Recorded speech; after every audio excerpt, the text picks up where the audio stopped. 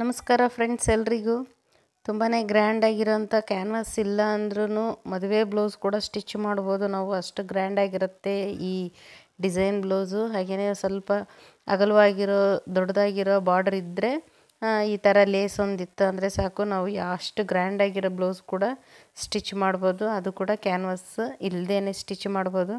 ಬಿಗಿನರ್ಸ್ಗಂತೂ ಇದು ತುಂಬಾ useful video.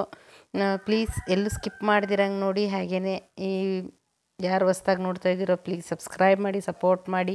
ಹಾಗೆಯೇ ಈ ವಿಡಿಯೋ, ಈ ಡಿಸೈನ್ ಇಷ್ಟ ಆದರೆ ಲೈಕ್ ಮಾಡೋದು ಮರಿಬೇಡಿ. ನೋಡಿ, ನಾನು ಈ ಥರ ಗೋಲ್ಡಲ್ಲಿ ಸ್ಟೋನ್ ಇರೋಂಥ ಲೇಸ್ ತೊಗೊಂಡಿದ್ದೀನಿ. ಹಾಗೆಯೇ ಇಲ್ಲಿ ಒಂದು ಸೈಡು ಬಾರ್ಡರ್ ಸ್ಲೀವ್ಗೆ ಹೋಗುತ್ತೆ, ಇನ್ನೊಂದು ಸೈಡ್ ಬಾರ್ಡ್ರ್ ವೇಸ್ಟ್ ಮಾಡೋದಕ್ಕಿಂತ ನಾನು ಈ ರೀತಿಯಾಗಿ ತೊಗೊಂಡಿದ್ದೀನಿ. ಅದನ್ನು ಸೆಂಟ್ರಲ್ಲಿ ಕಟ್ ಮಾಡಿ ಒಂದಕ್ಕೊಂದು ಪೀಸ್ ಸೆಂಟ್ರಿಗೆ ಸ್ಟಿಚ್ ಹಾಕಿ ಜಾಯಿಂಟ್ ಮಾಡಿ ಇಟ್ಕೊಂಡಿದ್ದೀನಿ. ಹಾಗೆಯೇ ಈ ಬ್ಲೌಸ್ ಮೆಷರ್ಮೆಂಟು 32 ಸೈಜಿನ ಮೆಷರ್ಮೆಂಟ್ ಇದೆ ಇದು. ಹಾಗೆಯೇ ಇದಕ್ಕೆ ಮೊದಲಿಗೆ ನಾನು ಸೀದಾ ಹಾಕ್ಕೊಂಡಿದ್ದೀನಿ. ಇದು ಮೇನ್ ಪೀಸ್ ಏನು ಕಟ್ ಮಾಡಿದ್ದೀನಿ ಅದನ್ನು ಸೀದಾ ಹಾಕ್ಕೊಂಡಿದ್ದೀನಿ. ಹಾಗೆಯೇ ಏನು ಕರೆಕ್ಟಾಗಿ ನಾನು ಸೆಂಟ್ರಿಗೆ ಎರಡೂ ಬಾರ್ಡರ್ ಸೇರಿಸಿ ಸ್ಟಿಚ್ ಹಾಕಿದ್ದೀನಿ, ಅದನ್ನು ಈಗ ಕರೆಕ್ಟಾಗಿ ಸೆಂಟ್ರಿಗೆ ಇಟ್ಕೊಂಡು ಈ ರೀತಿಯಾಗಿ ಸ್ಟಿಚ್ ಹಾಕ್ತಾಯಿದ್ದೀನಿ. ಕ್ಯಾನ್ವಾಸ್ ಇಲ್ಲ ಅಂದರೂ ಕೂಡ ಕ್ಯಾನ್ವಾಸ್ ಹಾಕಿದಾರೇನೋ ಅನ್ನೋ ರೀತಿಯಾಗಿರುತ್ತೆ ಈ ಡಿಸೈನ್ ಬ್ಲೌಸು. ನಂತರ ನಾನು ಏನು ನೆಕ್ ಡ್ರಾ ಮಾಡ್ಕೊಂಡಿದ್ದೀನಿ ಆ ನೆಕ್ ಮೇಲೇ ಸ್ಟಿಚ್ ಹಾಕ್ಕೊಂಡು ಎಕ್ಸ್ಟ್ರಾ ಇರೋದನ್ನು ಕಟ್ ಮಾಡ್ತಾಯಿದ್ದೀನಿ. ಕಟ್ ಮಾಡಿ ಸುತ್ತ ನ್ಯಾಚ್ ಹಾಕಿ ಈಗ ಇದಕ್ಕೆ ತಿರುಗಿಸಿ ಮತ್ತೆ ಸ್ಟಿಚ್ ಹಾಕ್ತಾಯಿದ್ದೀನಿ. ನೋಡಿ ಫ್ರೆಂಡ್ಸ್, ನೀವು ಯಾವುದೇ ಡಿಸೈನ್ ಬ್ಲೌಸ್ ಸ್ಟಿಚ್ ಮಾಡಬೇಕಾದ್ರೂ ರೌಂಡೇ ಅಂತಿಲ್ಲ, ಯಾವ ಥರ ಡಿಸೈನ್ ಬೇಕಾದ್ರೂ ನೀವು ಹಾಕ್ಕೋಬೋದು. ನಾನು ಇದರಲ್ಲಿ ರೌಂಡಾಗಿ ಹಾಕಿದ್ದೀನಿ. ಇದನ್ನು ಈ ಥರ ನಾವು ಸ್ಟಿಚ್ ಮಾಡಿರೋದನ್ನು ಲೈನಿಂಗ್ ಮೇಲೆ ಹಾಕ್ಕೊಂಡು ಸ್ಟಿಚ್ ಮಾಡ್ಕೊಂಡಿರ್ತೀವಿ. ನಂತರ ಈ ಬಾರ್ಡರ್ ಏನಿದೆ ಅದು ಆಗ ಮೇಲ್ಭಾಗಕ್ಕೆ ಬಂದಿರುತ್ತೆ. ಇದನ್ನು ಈ ರೀತಿಯಾಗಿ ಒಂದು ಸೈಡ್ ಡ್ರಾ ಮಾಡ್ಕೊತಾ ಇದ್ದೀನಿ. ಯಾವ ಥರ ಡಿಸೈನ್ ಬೇಕಾದ್ರೂ ನೀವು ಇದರಲ್ಲಿ ಡ್ರಾ ಮಾಡ್ಕೋಬೋದು ವಿತೌಟ್ ಕ್ಯಾನ್ವಸ್ಸೇ. ನಾನು ಹಾಗೆ ಎಕ್ಸ್ಟ್ರಾ ಒಂದೊಂದು ಇಂಚು ಮಾರ್ಜಿನ್ ಪ್ರಕಾರ ಇದನ್ನು ನಾನು ಮಾರ್ಕ್ ಮಾಡ್ಕೊಂಡಿದ್ದೀನಿ. ನಂತರ ಅದ್ರ ಮೇಲೆ ಸ್ವಲ್ಪ ಈ ರೀತಿಯಾಗಿ ಪ್ರೆಸ್ ಮಾಡಿದ್ರೆ ಅದು ಮಾರ್ಕ್ ಇನ್ನೊಂದು ಸೈಡ್ ಕೂಡ ಅದೇ ಮಾರ್ಕ್ ಬಂದಿರುತ್ತೆ. ನೋಡಿ, ಈ ಸೈಡ್ ಕೂಡ ಮಾರ್ಕ್ ಬಂದಿದೆ. ಈಗ ಮಾರ್ಕರ್ ತಗೊಂಡು ಅದ್ರ ಮೇಲೇ ನಾನು ಮತ್ತೆ ಮಾರ್ಕ್ ಹಾಕ್ತಾಯಿದ್ದೀನಿ.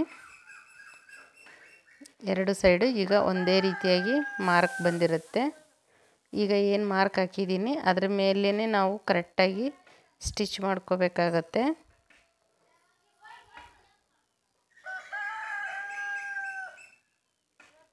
ಮಾರ್ಕ್ನ ಮಾತ್ರ ನೀವು ಕೇರ್ಫುಲ್ಲಾಗಿ ಕರೆಕ್ಟಾಗಿ ನೋಡಿ ಹಾಕ್ಕೋಬೇಕು.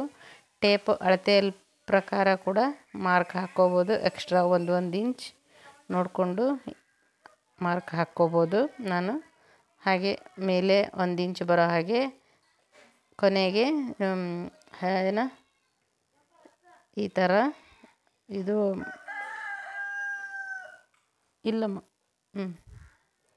ಈಗ ಇದನ್ನು ಎಕ್ಸ್ಟ್ರಾ ಇರೋದು ಕಟ್ ಮಾಡ್ಕೊಳ್ಳೋಣ. ನಾನು ಇದನ್ನು ಎಲೆ ಶೇಪಲ್ಲಿ ಮಾರ್ಕ್ ಹಾಕಿದ್ದೆ, ಅದ್ರ ಮೇಲೇ ಈಗ ಸ್ಟಿಚ್ ಹಾಕಿದ್ದೀನಿ. ಈಗ ಅದನ್ನು ಎಕ್ಸ್ಟ್ರಾ ಇರೋದನ್ನು ಕಟ್ ಮಾಡ್ಕೊಳ್ಳೋಣ. ನೋಡಿ, ಯಾರಾದರೂ ಹೇಳ್ತಾರಾ ಇದಕ್ಕೆ ಕ್ಯಾನ್ವಾಸ್ ಹಾಕಿಲ್ಲ ಅಂತ, ಅಷ್ಟು ನೀಟಾಗಿ ಬಂದಿದೆ ಇದು. ಈಗ ಲೈನಿಂಗ್ ಪೀಸ್ ಏನಿದೆ ಅದಕ್ಕೆ ಎಲ್ಲ ಕಡೆ ಸುತ್ತೂ ಸ್ಟಿಚ್ ಹಾಕ್ಕೊಂಬಿಡ್ಬೇಕು.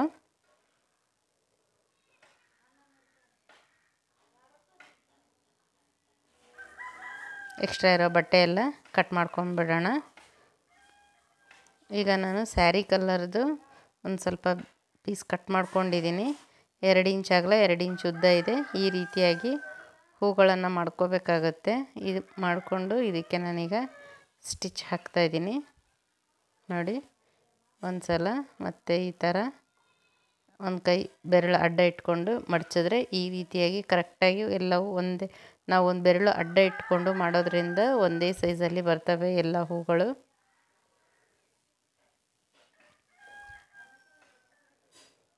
ಈ ರೆಡಿಯಾಗಿರೋ ಪೀಸ್ನ ನಾವೀಗ ಇದ್ರ ಮೇಲೆ ಕರೆಕ್ಟಾಗಿ ಒಂಚೂರು ಗ್ಯಾಪ್ ಇಲ್ದಂಗೆ ಒಂದ್ರ ಪಕ್ಕನೇ ಒಂದು ಕರೆಕ್ಟಾಗಿ ಸ್ಟಿಚ್ ಹಾಕ್ಕೋಬೇಕು.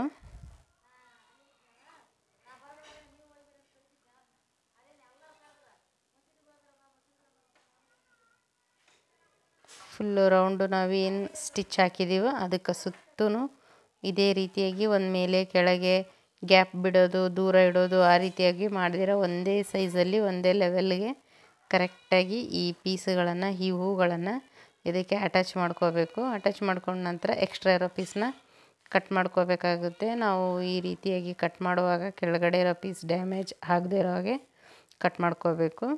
ನೀವು ಮಾಮೂಲಿ ಗೋಲ್ಡ್ ಕಲರ್ ಬಟ್ಟೆಯಿಂದ ಥ್ರೆಡ್ ಪೈಪಿಂಗ್ ಮಾಡ್ಬೋದು, ಇಲ್ಲಾಂದರೆ ಈ ರೀತಿಯಾಗಿ ರೆಡಿಮೇಡ್ ಸಿಗುತ್ತೆ. ಈ ರೀತಿ ಆದ್ರೂ ನೀವು ಪೈಪಿಂಗ್ ಅಟ್ಯಾಚ್ ಮಾಡ್ಕೋಬೋದು. ಎಲ್ಲ ಕಲರಲ್ಲೂ ಸಿಗುತ್ತೆ, ಗೋಲ್ಡಿಂದ ಹಿಡಿದು ನಿಮಗೆ ಯಾವ ಕಲರ್ ಬೇಕೋ ಎಲ್ಲ ಕಲರಲ್ಲೂ ಈ ರೀತಿಯಾದ ಪೈಪಿಂಗ್ ರೆಡಿಮೇಡ್ ಸಿಗುತ್ತೆ. ಹಾಗೆಯೇ ಎಲ್ಲ ಮಲ್ಟಿ ಕಲರಲ್ಲಿ ಕೂಡ ಈ ಪೈಪಿಂಗ್ ಸಿಗುತ್ತೆ. ನಾನು ಇದಕ್ಕೆ ಮಲ್ಟಿ ಕಲರ್ ಇರೋವಂಥದ್ದು ಗ್ರೀನು ಪಿಂಕ್ ಇರೋವಂಥ ಡಬಲ್ ಕಲರ್ ಮಿಕ್ಸ್ ಇರೋವಂಥ ಪೈಪಿಂಗನ್ನೇ ಇದಕ್ಕೆ ನಾನು ಸ್ಟಿಚ್ ಮಾಡ್ತಾಯಿದ್ದೀನಿ. ಈಗ ಎಡ್ಜಿಗೆ ಇಟ್ಕೊಂಡು ಪೈಪಿಂಗ್ ಮಾಡ್ಕೋಬೇಕು.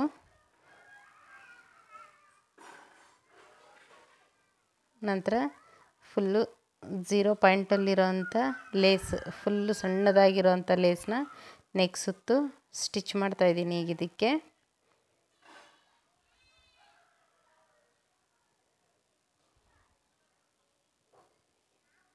ನಂತರ ಈ ಲೇಸ್ ನಾವೇನು ಹೂಗಳನ್ನು ಸ್ಟಿಚ್ ಮಾಡಿದ್ದೀವಿ ಅದು ಕವರ್ ಆಗೋ ರೀತಿಯಾಗಿ ಅದ್ರ ಮೇಲೆ ಲೇಸ್ ಅಟ್ಯಾಚ್ ಮಾಡ್ತಾಯಿದ್ದೀನಿ.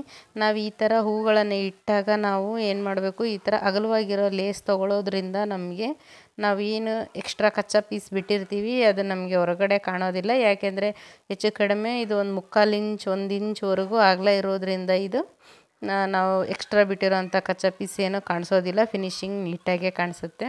ಆಮೇಲೆ ಫ್ರೆಂಡ್ಸ್, ಈ ಥರ ಹೂಗಳಿಗೆ ನೀವು ಗೋಲ್ಡ್ ಕಲರ್ ಬೀಡ್ಸ್ ಹಾಕುವಾಗ ಬ್ಲೌಸ್ ಎಲ್ಲ ಸ್ಟಿಚ್ ಮಾಡಿ shoulder joint, sleeve joint, side fitting ಎಲ್ಲ ಆದಮೇಲೆ ಈ ಥರ ನೀವು ಗೋಲ್ಡ್ ಕಲರ್ ಬೀಡ್ಸ್ ಹಾಕೋಕ್ಕೆ ಹೋದರೆ ಅದು ತುಂಬಾ ನಮಗೆ ಹಾಕೋಕ್ಕೆ ಜಲ್ದಿನೂ ಆಗಲ್ಲ, ಆಮೇಲೆ ಈಸಿಯಾಗಿ ಕೂಡ ಹಾಕೋಕ್ಕೆ ಬರಲ್ಲ. ಯಾಕೆ ಅಂದರೆ ಎಲ್ಲ ಸ್ಟಿಚ್ ಆಗಿಬಿಟ್ಟಿರುತ್ತೆ, ಬಟ್ಟೆ ಎಲ್ಲ ಟರ್ನ್ ಮಾಡ್ಕೊಂಡು ಹಾಕ್ಕೋಬೇಕಾದ್ರೆ ತುಂಬಾ ನಮಗೆ ಇದಾಗುತ್ತೇನೋ, ಕಂಫರ್ಟಬಲ್ ಆಗಿರಲ್ಲ ಹಾಕೋದಕ್ಕೆ. ಈ ರೀತಿಯಾಗಿ ನಾವು ಇಷ್ಟು ಬ್ಯಾಕ್ ಸೈಡ್ ಡಿಸೈನ್ ಏನು ರೆಡಿ ಮಾಡ್ತಾಯಿದ್ದೀವಿ ಅದು ರೆಡಿ ಆದಾಗಲೇ ನಾವು ಈ ರೀತಿಯಾಗಿ ಬೀಡ್ಸ್ ಹಾಕ್ಕೊಂಡ್ಬಿಟ್ಟು ನಂತರ ನಾವು ಶೋಲ್ಡ್ರ್ ಜಾಯಿಂಟ್ ಮಾಡೋದ್ರಿಂದ ನಮಗೆ ಈಸಿ ಆಗುತ್ತೆ. ಈ ಥರ ಸಿಂಗಲ್ ಪೀಸ್ ಇರುವಾಗಲೇ ಹಾಕೋದ್ರಿಂದ ತುಂಬಾ ಈಸಿಯಾಗಿ ಕೂಡ ನಾವು ಬೀಡ್ಸ್ ಹಾಕ್ಬೋದು. ಓಕೆ ಫ್ರೆಂಡ್ಸ್, ನೆಕ್ಸ್ಟ್ ವಿಡಿಯೋದಲ್ಲಿ ಸಿಗೋಣ. Thank you.